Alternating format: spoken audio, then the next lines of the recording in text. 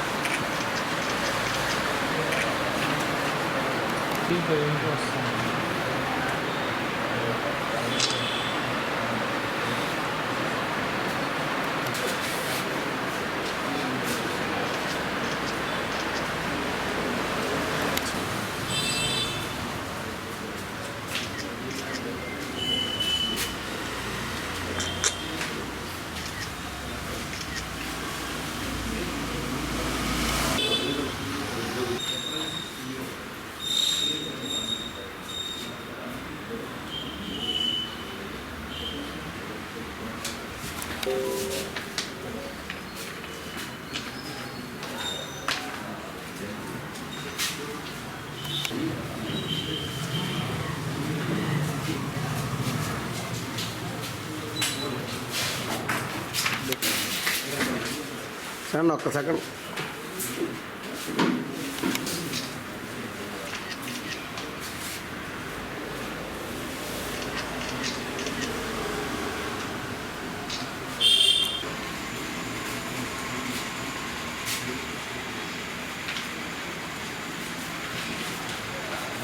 Party అధ్యక్షుడు మన ఇప్పుడు ప్రస్తుతం ముఖ్యమంత్రి జగన్మోహన్ రెడ్డి ఒక్క ఛాన్స్ అనే ప్రజల్లోకి వచ్చి అందరినీ మభ్యపరిచి ఆయన ముఖ్యమంత్రిగా కావడం జరిగింది. ఆయన ముఖ్యమంత్రి అయిన తర్వాత ఏ ఒక్క అభివృద్ధి కార్యక్రమం కూడా చేసిన దాఖలాలు లేవు. ఆయన ముఖ్యంగా రైతులకి చేయాల్సిన ఏవి కూడా చేయకుండా లాస్ట్కి అగ్రికల్చర్లో ఉండాల్సిన మన సరుకులు కూడా ఏవి లేకుండా పోయాయి. అసలు అగ్రికల్చర్ ఆఫీస్ ఉందా లేదనే పరిస్థితికి తీసుకొచ్చాడు. రైతులకి సబ్సిడీ మీద పనిముట్లు అయితేనేవి తెలుగుదేశం ప్రభుత్వంలో ఇస్తుండేది. ఇప్పుడు ఈ ప్రభుత్వం వచ్చిన తర్వాత ఏ పనిముట్లు కూడా ఇవ్వడం లేదు. అదేవిధంగా విత్తనాలు కూడా మనకు సబ్సిడీలో వస్తుండేవి. ఈ గవర్నమెంట్లో విత్తనాలు ఇచ్చే పరిస్థితి కూడా లేదు. ఇప్పుడు ఈరోజు రైతులు ధాన్యం కొనుగోలు చేసేదానికి ఇదాక రైతులు ఆత్మహత్యలు చేసుకునే పరిస్థితి రోజుకి రాష్ట్రంలో 3 రైతులు ఆత్మహత్య చేసుకునే పరిస్థితి కనపడతా ఉంది. చేసుకుంటున్నారు కూడా. ఈ విధంగా రైతుల్ని సర్వనాశనం చేస్తూ ఉన్నాడు. ఎక్కడా కూడా ఇరిగేషన్ పరంగా ఎత్తుకుంటే ఎక్కడ ఈ 4.25 సంవత్సరంలో ఎక్కడ చెరువు కట్టల పనులు కానీ ఎక్కడ కాలువలు కానీ ఒక్క పని చేసిన దాఖలాలు లేవు. ప్రాజెక్టుల పరంగా ఎత్తుకుంటే తెలుగుదేశం ప్రభుత్వంలో పట్టిసీమ ప్రాజెక్టులు చేస్తే దాన్ని మూలన పడేసేసాడు. పోలవరం ప్రాజెక్టు అసలు దాన్ని పనే లేకుండా దాన్ని ఆపేశాడు. ఎక్కడా కూడా ఒక అభివృద్ధి కార్యక్రమం చేయకుండా రైతులను ఇబ్బంది పెట్టే పరిస్థితి ఈ జగన్మోహన్ రెడ్డి ప్రభుత్వంలో జరుగుతూ ఉంది. రాష్ట్రకి అమరావతినే పక్కన పెట్టేసేసి 3 రాజధానులని దేశం అంతా రాష్ట్రం అంతా తిరుగుతూ ఉన్నాడు. ఈ విధంగా ఎక్కడ కూడా అభివృద్ధి కార్యక్రమం చేసిన దాఖలాలు లేవు. ఎక్కడ తెలుగుదేశం ప్రభుత్వంలో కట్టినటువంటి పంచాయతీ ఆఫీసులకి వైఎస్ఆర్ కాంగ్రెస్ పార్టీ రంగులు వేసుకొని ఆ రాష్ట్ర ఈ ముఖ్యమంత్రి రంగులు పిచ్చోళ్లాగా మిగిలిపోయే పరిస్థితి మనకు కనపడతా ఉంది. ఎక్కడా కూడా ఏ సామాజిక వర్గానికి కూడా న్యాయం చేసిన దాఖలాలు లేవు. ప్రతి సామాజిక వర్గం కూడా ఈ జగన్మోహన్ రెడ్డి వల్ల ఇబ్బందులు పడే పరిస్థితి మనం చూస్తూ ఉన్నాము. ఈయన్ని గద్దెదించాల్సిన అవసరం ఉంది. ఇప్పుడు బీసీలు కూడా అంతా ఐక్యంగా మనం జగన్మోహన్ రెడ్డి మీద పోరాడాలా. ఆయన మీద మనం బీసీలు అందరూ మీటింగులు పెట్టుకునేసేసి సామాజిక వర్గ మీటింగుల పరంగా మనం జగన్మోహన్ రెడ్డి ఇంటికి పంపించే దానికోసం మనం అందరం కూడా ప్రయత్నం చేయాలని కోరుకుంటున్నాం.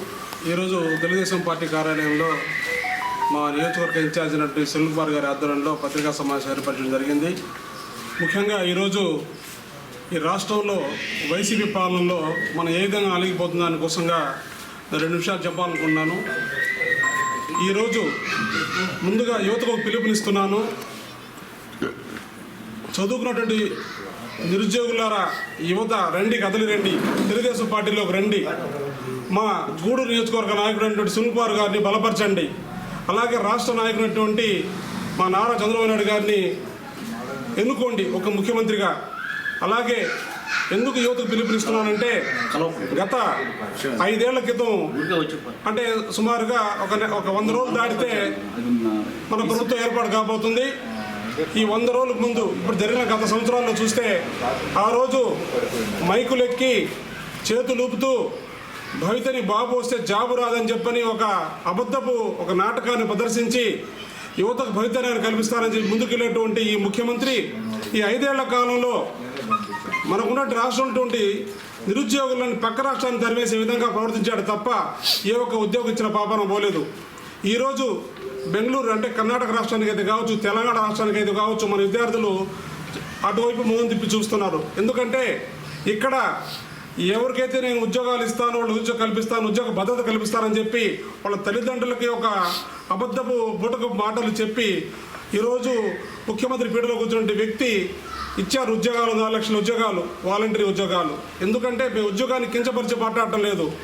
ఎవరికైనా ఈ రోజులు 5,000 రూపాయల జీతంతో వాళ్ళ కుటుంబం గడుస్తుందా? ఒక తల్లిదండ్రిని తన భార్యని బిడ్డను సాక్కోవాలంటే 5,000 రూపాయలతో ఒక ఇంటి బాడు కట్టుకొని జీతం సాగిస్తగలడా? లేదు. సరిపోతుంది. ఎవరికంటే ఎవరైతే వాళ్ళకి ఉద్యోగానికి వాళ్ళకి చదువుకు స్తోమత కలిగి ఉంటారో వాళ్ళకి ఆ ఉద్యోగాలు సరిపోతాయని ఒక గౌరవ ఉద్యోగం ఇచ్చి నేనేదో రాష్ట్రంలో ఎక్కువ ఉద్యోగాలు ఇచ్చారని చెప్పని ఈ యొక్క మన యువత యొక్క భవితయాన్ని చీకట్లు నెట్టేసినటువంటి వ్యక్తి ఈ జగన్మోహన్ రెడ్డి గారు. ఇప్పుడైనా సరే యువకులందరూ మేలుకోవాలి.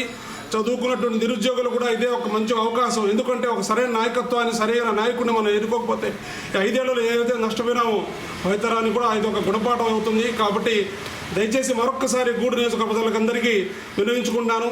దయచేసి మా నియోజకవర్గ ఇన్ఛార్జ్ నుండి సుల్ గారు చూడండి, ఆయన గత 5 ఏళ్లలో ఎవరికి ఎంత సహాయ సహకారాలు అందించారో, ఎవరైతే నిరుద్యోగులు ఉన్నారో వాళ్ళందరికీ మనకు తెలిసిన పరిధిలో, ఆయన తెలిసిన పరిధిలో ఇక్కడ ఉన్నటువంటి ప్రైవేట్ సెజులు అయితే కావచ్చు, ప్రైవేట్ ఫ్యాక్టరీలు అయితే కావచ్చు, ప్రైవేట్ కంపెనీలు అయితే కూడా వాళ్ళకి ఉద్యోగాలు వచ్చే విధంగా కూడా చేసినటువంటి వ్యక్తి. మీరు గత 5 ఏళ్ళు ఎంత నష్టపోయారో ఒకసారి ఆలోచించుకొని రాబో 24 ఎన్నికల్లో, ఇప్పుడు జరగబోయే ఏప్రిల్ ఎన్నికల్లో మా నాయకుడు సునీల్ కుమార్ గారిని ఎమ్మెల్యేగా గెలిపించుకొని అలాగే తెలుగుదేశం పార్టీని బలపరిచి నారా చంద్రబాబు నాయుడు గారిని ముఖ్యమంత్రి చేసుకుంటారని తెలియజేసుకుంటూ సెలవు తీసుకున్నాం. ఈరోజు మన గౌరవ మాజీ శాసనసభ్యులు గూడూరు నియోజకవర్గ అభ్యర్థి అయినటువంటి పాసం సునీల్ కుమార్ గారి ఆధ్వర్యంలో ఈరోజు ఈ ప్రభుత్వం జగన్మోహన్ రెడ్డి చేస్తున్న ఈ రాష్ట్రంలో ఎంతోమంది ప్రజలు ఎన్ని విధాలుగా ఇబ్బందులు పడుతున్నారు కూడా అందరం చూస్తూ ఉన్నాం.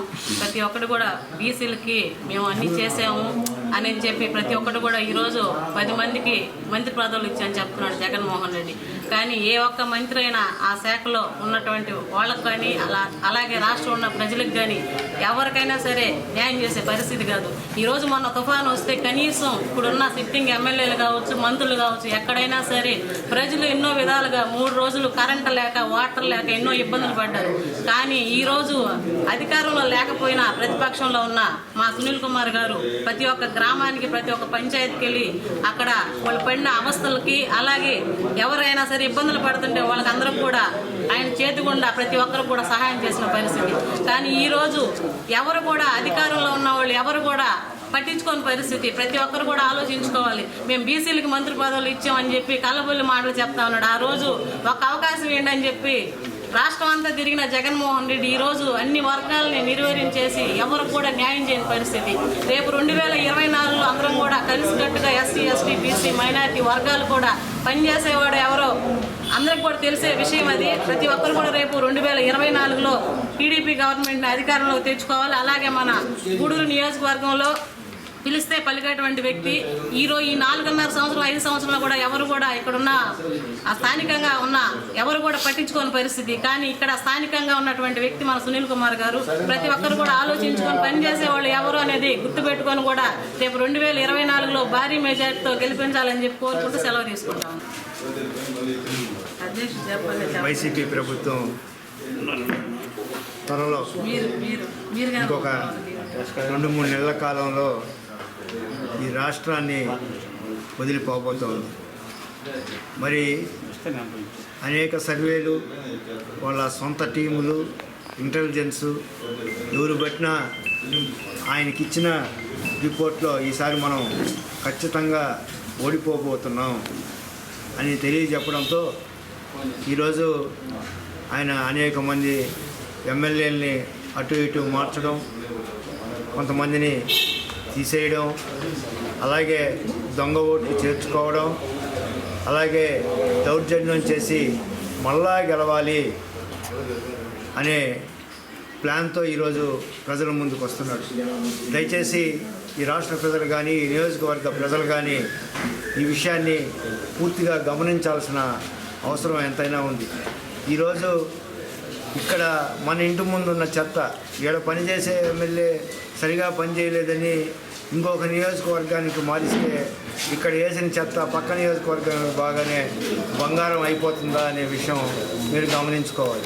మార్చకుండా ఈ ప్రభుత్వాన్ని ఈ ముఖ్యమంత్రినే మారిస్తే ఈ రాష్ట్రం బాగుపడే పరిస్థితి ఉంది. కాబట్టి రాష్ట్ర ప్రజలంతా ఆలోచించి రాబోయే రోజుల్లో గతంలో ఆయన ఇచ్చిన హామీలు ఏ విధంగా తొంగలో తొక్కాడు. అయితే ఆయన గతంలో చంద్రబాబు నాయుడు అనేక పరిశ్రమలు తీసుకొని వచ్చి హైదరాబాద్ లాంటి నగరాన్ని మన ఈ యొక్క ఆంధ్రప్రదేశ్లో విభజిత ఆంధ్రప్రదేశ్లో కూడా అమరావతిని ఏర్పాటు చేసి ఆ విధంగా అమరావతిని మంచి రాజధానిగా తీర్చిదిద్ది ఇక్కడ పరిశ్రమలు తీసుకొని వచ్చి ఆర్థికంగా పరిపుష్టి చేసి దాని ద్వారా రాష్ట్రాన్ని అభివృద్ధి చేసి అనేక సంక్షేమ కార్యక్రమాలు అభివృద్ధి చేయాలనే ఉద్దేశంతో చంద్రబాబు నాయుడు ఏర్పరిస్తే ఈయన వచ్చి ఆ అమరావతిని పూర్తిగా తొక్కేయడం జరిగింది. మరి ఈయన పరిశ్రమలు తేకపోగా ఈ రాష్ట్రానికి గంజాయిని, అలాగే ఆయన ల్యాండు, శాండు, మైను, వైను మాఫియాలను ఏర్పరిచి ఆయన అన్నిలు సొంత ఆస్తుల్ని కోట్ల రూపాయలు వాళ్ళ బొక్కసాన్ని నింపుకోవడం తప్ప రాష్ట్ర ప్రజలకు ఏం చేసింది లేదు. నేను మద్యపానాన్ని నిషేధిస్తాను, మద్యపానాన్ని నిషేధించే మిమ్మల్ని ఓట్లు అడుగుతాను అని అన్నాడు. కానీ మద్యపాన నిషేధం లేదు. సొంతంగా ప్రభుత్వమే ఏర్పాటు చేసింది. పైగా తాగుబోతులను కొదవబెట్టి అప్పు తెచ్చిన ఘనత ఈ యొక్క ముఖ్యమంత్రిది. అలాగే ఆయన నేను వస్తే కరెంటు ఛార్జీలు చంద్రబాబు బాధుడు, నేను వస్తే అవన్నీ తగ్గిస్తా అన్నాడు. కరెంటు ఛార్జీలు, ఆర్టీసీ ఛార్జీలు, నిత్యావసర ఛార్జీలు, అలాగే పెట్రోలు, డీజిల్, గ్యాస్ అన్నీ ఏవెత్తుకున్నా కానీ ఈయన బాధుడు. ప్రతి సంవత్సరానికి 2 సార్లు అన్నీ పెంచడం బాధుడు. కాబట్టి రాబోయే రోజుల్లో ఈ యొక్క జగన్మోహన్ రెడ్డి గారి వైఫల్యాలన్నింటినీ మనం గుర్తుపెట్టుకొని దాదాపు ఈరోజు 95% అన్ని వర్గాల ప్రజల యొక్క మద్దతును కోల్పోవడం జరిగింది. ఆయనకి ఓటమి ఖాయం అని చెప్పి తెలిసిపోయినా కానీ ఆయన చివరగా దౌర్జన్యంతో ఆయన మూకబలంతో రోకబలంతో గెలవాలని చూస్తున్నాడు. దయచేసి రాష్ట్ర ప్రజలు మీరందరూ గమనించి ఈ యొక్క జగన్మోహన్ రెడ్డి ప్రభుత్వాన్ని ఏర్పరిచే రాష్ట్రం నుంచి తరిమి కొట్టేదానికి ప్రతి ఒక్కరూ మీ యొక్క ఓటు హక్కును ఉపయోగించుకొని మీ ఓటు ఉందో లేదో కూడా చెక్ చేసుకొని, మీ ఓటు లేకపోతే ఈ నెల 12వ తారీఖు లోపల మీ ఓటును కూడా చేర్చుకొని ఈ యొక్క రాష్ట్ర ప్రభుత్వాన్ని గద్దె దింపేదానికి ప్రతి ఒక్కరు కంకణబద్దులై, అలాగే గూడూరు నియోజకవర్గంలో కూడా ప్రజలకు అందుబాటులో ఉండి గతంలో ఎమ్మెల్యేగా పనిచేసినప్పుడు గూడూరు నియోజకవర్గాన్ని 2000 కోట్లతో సునీల్ కుమార్ గారు ప్రజలకు అందుబాటులో ఉండి ఏ విధంగా అభివృద్ధి చేశాడు, సంక్షేమ ఫలాలు ఏ విధంగా అందించింది అవన్నీ గుర్తు చేసుకొని స్థానికుడైన వాడు ఎమ్మెల్యేగా లేకపోతే మనం ఎలాంటి ఇబ్బందులు పడతామో గత 5 సంవత్సరాల్లో చూశాం. కాబట్టి మరలా ఎమ్మెల్యేగా సునీల్ కుమార్ని గెలిపించుకొని చంద్రబాబు నాయుడు గారిని ముఖ్యమంత్రిగా ఈ రాష్ట్రానికి చేసుకొని మనం ఈ రాష్ట్రాన్ని అభివృద్ధి పదంలో ముందుకు తీసుకెళ్లేదానికి మనం అందరం నియోజకవర్గ ప్రజలంతా తమ వంత సహకారం అందించాలని చెప్పి కోరుకుంటూ సెలవు తీసుకుంటాం. గూడూరు నియోజకవర్గం తెలుగుదేశం పార్టీ కార్యాలయం దగ్గర 5 సంవత్సరాల్లో వైఎస్ఆర్సీపీ 4 సంవత్సరాల 9 నెలలు అయింది. ఈ జగన్మోహన్ రెడ్డి వచ్చిన తర్వాత ఒక్క పనంటూ చేసిన పేద ప్రజలకు చేసిన దాఖలా లేదు. రైతులు గతంలో చంద్రబాబు నాయుడు ముఖ్యమంత్రిగా ఉన్నప్పుడు గూడూరు నియోజకవర్గంలో సునీల్ కుమార్ ఎమ్మెల్యేగా ఉన్నప్పుడు రైతులకు zinc sulphate free, gypsum free, urea అన్ని సబ్సిడీలు, స్పేర్స్, ట్రాక్టర్, కల్టివేటర్స్ సబ్సిడీ అనేది ఈ జగన్మోహన్ రెడ్డి 4 సంవత్సరాల 9 నెలల రైతుకు ఒక్క వస్తువు ఇచ్చిన దాఖలా లేదు, ఒక్క పని చేసిన దాఖలా లేదు. ఎరువులు విపరీతమైన రేట్లు, డీజిల్, పెట్రోల్ విపరీతమైన రేట్లు. నేను ఆయన పాదయాత్రలో బుద్ధులు పెడుతూ నేను రేటు పెంచను, చంద్రబాబు నాయుడు బాధుడు నువ్వే బాధింది. చంద్రబాబు నాయుడు బ్రహ్మాండంగా చేశాడు పరిపాలన. ఈ సునీల్ కుమార్ గూడూరు నియోజకవర్గంలో బ్రహ్మాండంగా పరిపాలన చేశాడు 4 సంవత్సరాల 9 నెలలు. మీరు ఏం చేశారు? కాలనీ ఇళ్ళు, హౌసింగ్ ఇళ్ళు, ఒక్క ఇల్లు విలేజ్లో ఇచ్చిన దాఖలా లేదు. ఈ చంద్రబాబు నాయుడు, సునీల్ కుమార్ గారు ఇల్లు కిట్కో ఇల్లు కట్టిస్తే ఒకటి రంగులు వేసుకోరు. రంగులు ఇచ్చే తప్పక ఈ జగన్మోహన్ రెడ్డికి వేరే ఆలోచన లేని పరిస్థితి చూడాలి. ప్రజలందరూ కూడా తెలుసుకోవాలా. గతంలో చంద్రబాబు నాయుడు, సునీల్ కుమార్ గారు ఎమ్మెల్యేగా ఉన్నప్పుడు, ముఖ్యమంత్రిగా చంద్రబాబు నాయుడు ఉన్నప్పుడు ఏం జరిగింది, ఇప్పుడు ఏం జరుగుతుంది? నిత్యావసరం అలివిగాని రేట్లు. ఎక్కడైనా మంచి అభివృద్ధి అంటే జరగలేదు. అసలు రోడ్లు చూస్తుంటే ఆరోగ్యానికే సరిపోయేటట్లుంది. ఆ నడువుల నొప్పులకు వచ్చి హాస్పిటల్ పాలైపోతారు ప్రజలందరూ. అవన్నీ తెలుసుకోవాలా. ఇంకా 90 రోజులు ఉంది. చంద్రబాబు నాయుడు ముఖ్యమంత్రి అయితే మన భావితరాలకి మేలు జరుగుతుంది. గూడూరు నియోజకవర్గంలో సునీల్ కుమార్ ఎమ్మెల్యే అయితే లోకల్ ఎమ్మెల్యే, ప్రజలకు అందరికీ అందుబాటులో ఉండేవాడు, పేద ప్రజలకు అందరికీ అనుకూలమైన వాడు, అందరినీ పేరెత్తి పిలిచే వ్యక్తి. అలాంటి వ్యక్తిని ఎత్తుకోవాలి కదా. ఎక్కడో వలసలు వచ్చిన వాళ్ళు తమిళనాడు నుంచో, తిరుపతి నుంచో, రాపూర్ నుంచి వచ్చే వాళ్ళని ఎత్తుకోవాలన్నా, మనకి సంబంధించిన మనిషి, అందుబాటులో ఉండే మనిషిని ఎత్తుకోవాలనేది కూడా ఈ గూడూరు ప్రజలందరూ తెలుసుకొని కలిసికట్టుగా 2024లో సునీల్ కుమార్ని బంపర్ మెజార్టీతో గెలిపించాలని, చంద్రబాబు నాయుడు ముఖ్యమంత్రి చేయాలని, ప్రతి ఒక్క వస్తువుని పెరుగుదల తప్పక వేరే ఆలోచన లేదు. అరాచక పరిపాలన, దౌర్జన్యం, అమరావతి, మూడు రాష్ట్రాలు అన్నాడు. 3 రాష్ట్రాలు ఎక్కడ ప్రతిదీ అబద్ధం. చెప్పిందే చెప్తే ఈరోజు సుప్రీంకోర్టు, హైకోర్టు తీర్పు ఇచ్చింది. ఏప్రిల్ దాకా కదిలించేదానికి లేదని గమనం కూర్చొని మూల కూర్చున్నాడు. ఆడ పోయి విశాఖపట్నంలో పట్టుకుని ఆయన ముట్టుకు 500 కోట్లు పెట్టి బంగ్లా కట్టుకుని హ్యాపీగా ఉన్నాడు. ఎవరైనా పోనీ వాళ్ళు 3-4 బతికిసార్లు రాష్ట్రం అంతా ఎట్టయినా పోనీ 5 కోట్ల జనాభా మనం బతికితే అవుతుందని వైఎస్ఆర్సీపీ గవర్నమెంట్, ముఖ్యమంత్రి జగన్మోహన్ రెడ్డి కోరిక. చంద్రబాబు నాయుడు, సునీల్ కుమార్ ఏంటంటే పేద ప్రజలు బాగుంటేనే మనం బాగుంటాం, ముందు వాళ్ళని చూసుకోవాలనే ఆలోచనతో. ఆరోగ్యం బాగలేదంటే సీఎం రిలీఫ్ ఫండ్ 9 కోట్ల రూపాయలు ఇప్పించిన ఘనత సునీల్ కుమార్ గారికి ఉంది. ఈరోజు గూడూరు నియోజకవర్గంలో 4 సంవత్సరాలు 9 నెలల్లో 1 రూపాయలు ఇచ్చిన పాప ఎంతమంది రోగాలు పడి ఇబ్బందులు పడిపోయారు. కరోనా వచ్చింది, 2 సంవత్సరాలు ఇబ్బంది పడిపోయారు. ఒక్కరికన్నా 1 రూపాయి ఇచ్చిన దాఖలా లేదు. ఇవన్నీ చంద్రబాబు నాయుడు ముఖ్యమంత్రి కావాలని కోరుకుంటూ సెలవు. పార్టీ కార్యాలయంలో 2024 తెలుగుదేశం అభ్యర్థి పాసిం సునీల్ కుమార్ అధ్యక్షతన ఈ పత్రికా సమావేశం ఏర్పాటు చేయడం జరిగింది. జగన్మోహన్ రెడ్డి గారు ఒక్క అవకాశం రాష్ట్రాన్ని అభివృద్ధి చేస్తాడు అనే భ్రమలో ఆంధ్రదేశం ప్రజలందరూ ఆయనకు ఓట్లేసి అత్యధిక మెజార్టీ 150 సీట్లు ఆయన ఇవ్వడం జరిగింది. ఆయన సీఎం అయిన తర్వాత ఆంధ్రప్రదేశ్ని బాగుపరిచేవారు పక్కన పెట్టి చెడగొట్టేవారు ఎక్కువ చేశారు. రావటం, పేద ప్రజలకి భోజనం పెడుతుంది అన్నా క్యాంటీన్. 5 రూపాయలకి విలేజ్లో ఉంచి టౌన్లోకి పట్టచేత పట్టుకొని ఏదో బేల్దారి పనులు చేసుకుంటామని వచ్చే కార్మికులకి వాళ్ళకి 5 రూపాయలకు అన్నా క్యాంటీన్ భోజనం పెడుతున్నారు. వస్తాను అన్నా క్యాంటీన్ తీసేశాడు. చంద్రన్న బీమా, ఎవరైనా పేదలు చనిపోతే పాత రోజుల్లో చందాలు వేసుకొని ఎత్తుపుడు చేసేవాళ్ళు. ఆ పరిస్థితి కాకుండా ప్రభుత్వం ద్వారా చనిపోతానే 5,000, కర్మకాంతులకు 25,000, 30,000 రూపాయలు ఇచ్చి ప్రజల్ని ఆదుకున్న ప్రభుత్వం తెలుగుదేశం ప్రభుత్వం. అదేవిధంగా సంక్షేమ పథకాలన్నీ ఒకటి కాదు. ఇప్పుడు చూడండి, అంగన్వాడీలు తల్లి తర్వాత తల్లి లాంటి పాత్రలు పోషిస్తారు వాళ్ళు. ఎందువల్లంటే పేద ప్రజలు పిల్లల్ని వాళ్ళకి స్కూల్లో వదిలి పనులు పోయి వాళ్ళు 10 రూపాయలు సంపాదించుకొని వచ్చేవాళ్ళు. వాళ్ళు వచ్చే తల్లిదండ్రులు వచ్చేదాకా బిడ్డలు చూసేది అంగన్వాడీలు. తల్లి కన్నా ఎక్కువ చూస్తారు వాళ్ళు. అటువంటి అంగన్వాడీలు కూడా చూడండి, ఇప్పుడు చూసిన టీలో పోలీసుల చేత కొట్టించి వాళ్ళని గొడవ చేస్తున్నారు.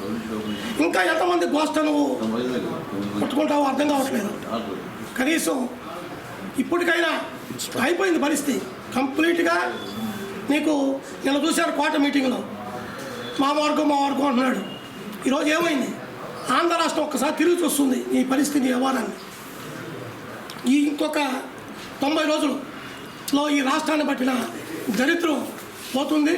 అందరు ప్రజలు ఈ సంక్రాంతి ప్రధానంగా చేసుకొని రేపు రాబోయే ఈ 90 రోజుల్లో చంద్రబాబు నాయుడు ముఖ్యమంత్రి చేసుకుంటూ మన స్థానిక నాయకులు పాసిం సునీల్ కుమార్ గారిని ఎమ్మెల్యే చేసుకోవాల్సిన బాధ్యత మనందరి మీద ఉందని తెలియజేసుకుంటూ సెలవు తీసుకుంటాం. నమస్కారం. ఈరోజు తెలుగుదేశం పార్టీ గూడూరు నియోజకవర్గ ఇన్ఛార్జ్ డాక్టర్ పాసిం సునీల్ కుమార్ గారి యొక్క ఆధ్వర్యంలో గూడూరు తెలుగుదేశం పార్టీ కార్యాలయంలో రాష్ట్ర ప్రభుత్వ వైఫల్యాల మీద ఒక పత్రికా సమావేశం ఏర్పాటు చేయడం జరిగింది. ఒక మాటలో చెప్పాలంటే 2019లో వైఎస్ఆర్సీపీ ప్రభుత్వం అధికారంలోకి వచ్చిన తర్వాత ఈ రాష్ట్రంలో అన్ని వ్యవస్థలు కూడా అతలాకుతలం అయిపోయినాయి. ముఖ్యంగా వ్యవసాయ రంగం అనేది పూర్తిగా నాశనం అయిపోయింది. మామూలుగానే రైతులు అతివృష్టి అనావృష్టిలతో అతలాకుతలం అయిపోతుంటారు. దాంట్లో ముఖ్యంగా హార్టికల్చర్ మీద ఆధారపడి ఉండే రైతుల పరిస్థితి మరీ దారుణం. 2014 నుంచి 19 దాకా చంద్రబాబు నాయుడు గారు ముఖ్యమంత్రిగా ఉన్నప్పుడు హార్టికల్చర్లో ప్రతిదీ కూడా సబ్సిడీ ఇచ్చేవాళ్ళు. ఉదాహరణకి నిమ్మ రైతు నిమ్మ చెట్టు వేసుకోవాలంటే దుక్కి కాడి నుంచి చెట్టు వేసుకునే కాడి నుంచి 3వ సంవత్సరం వరకు కూడా హార్టికల్చర్ సబ్సిడీ కింద వాళ్ళకి రైతులకి అన్ని అందుబాటులో ఇచ్చేది. అదేవిధంగా వాళ్ళకి అవసరమైనటువంటి పవర్ స్పేర్లు అయితేమి, అదేవిధంగా పెస్టిసైడ్స్ అయితేమి, ఫర్టిలైజర్స్ అయితే కూడా వాళ్ళకి అందజేసే పరిస్థితి ఉండేది.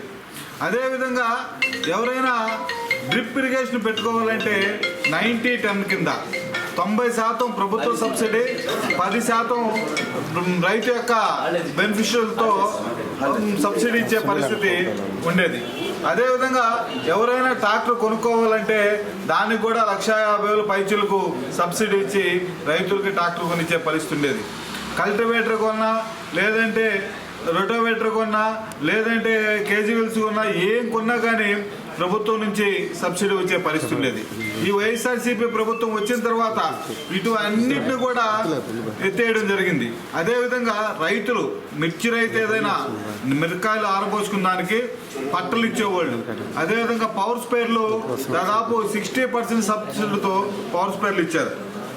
ఈ ప్రభుత్వం వచ్చిన తర్వాత అటువంటి ఏమీ లేవు. అదేవిధంగా కూరగాయలు పండించే రైతులకి విత్తనాలు ఇచ్చే కాడి నుంచి, దుక్కి పిండి కాడి నుంచి ప్రతిదీ ఇస్తున్నారు.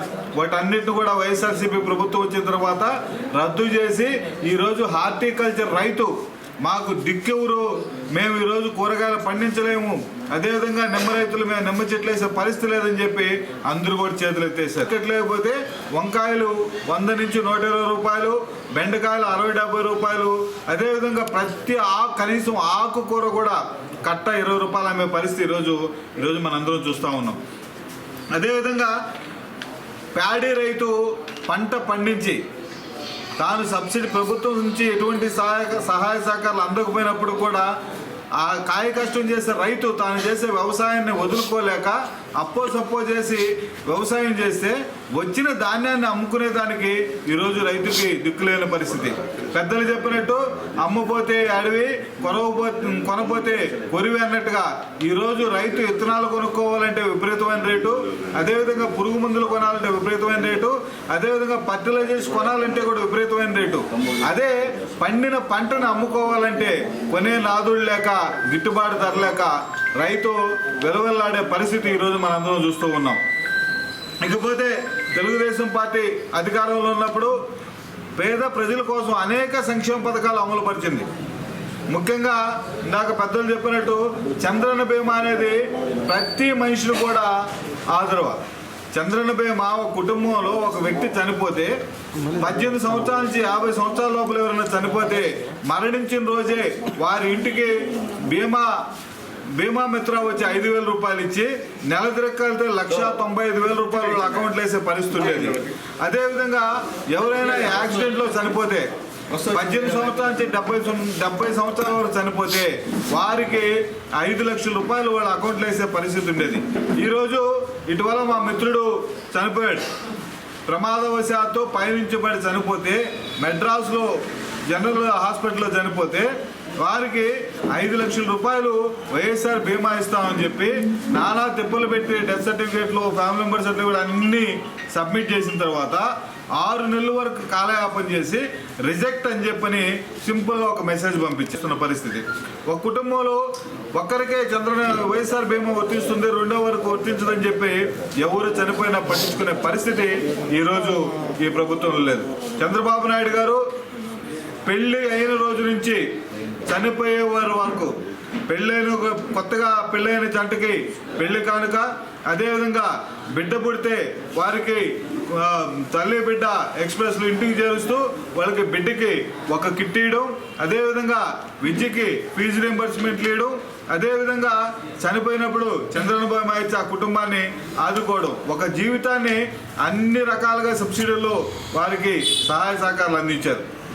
ఈరోజు ఈ ప్రభుత్వం వచ్చిన తర్వాత అన్నిటిని కూడా రద్దు చేసి అందరిని సావుకి అదేవిధంగా అప్పుల పాలకు దగ్గర తీసుకునే పరిస్థితి ప్రభుత్వం కనబడుతుంది. ముఖ్యంగా తీసుకుంటే లిక్కర్. ఈ రాష్ట్రంలో ఈరోజు ఉదయాన్నే మాలవనాడు సెంటర్లో ఒక వ్యక్తి పడిపోయినాడు. పడిపోయింటే 108కి ఫోన్ చేస్తే ఇక్కడ 108లు ఏమీ లేవు కాబట్టి రావు, కాబట్టి మీరే ఎటో కూడా పంపించమన్నారు. తర్వాత పోలీసులకు ఫోన్ చేస్తే పోలీసులు వస్తే ఆటో మాట్లాడి ఆటోలో హాస్పిటల్కి పంపించడం జరిగింది. ఈయన మేము అటు 108లు 104లు వీళ్ళందరూ కూడా కుయ్యం మేము బ్రహ్మాండంగా సర్వీస్ చేస్తున్నాం అని చెప్పంటే వాళ్ళకి కనీసం జీతాలు ఇవ్వలేక ఆయిల్ పెట్టిక అవన్నీ కూడా ఈరోజు మొదలుపడే పరిస్థితి ఉంది. ఈ రాష్ట్రాన్ని అన్ని రకాలుగా భ్రష్టు పట్టించినటువంటి వైఎస్ఆర్సీపీ ప్రభుత్వానికి బాయి చెప్పి తెలుగుదేశం ప్రభుత్వానికి ఆహ్వానం పలకాల్సిన రోజులు దగ్గర పడ్డాయి. రానున్న ఎన్నికల్లో ఈ రాష్ట్రాన్ని అతలాకుతలం చేసిన జగన్మోహన్ రెడ్డి అనుమతులందరినీ కూడా ఇంటికి పంపించకపోతే భవిష్యత్తులో మన ఇళ్లలో దూరి మన ఇల్లు ఆక్రమించుకున్నా కానీ మనం ఏం చేయలేని పరిస్థితి వస్తుందని చెప్పి తెలియజేస్తూ ఈ అవకాశం ఇచ్చిన పెద్దలకి ధన్యవాదాలు తెలియజేస్తున్నాను. నమస్కారం. ముఖ్యంగా జగన్మోహన్ రెడ్డి గారి గవర్నమెంట్లో వ్యవసాయ శాఖ మూసివేయబడింది.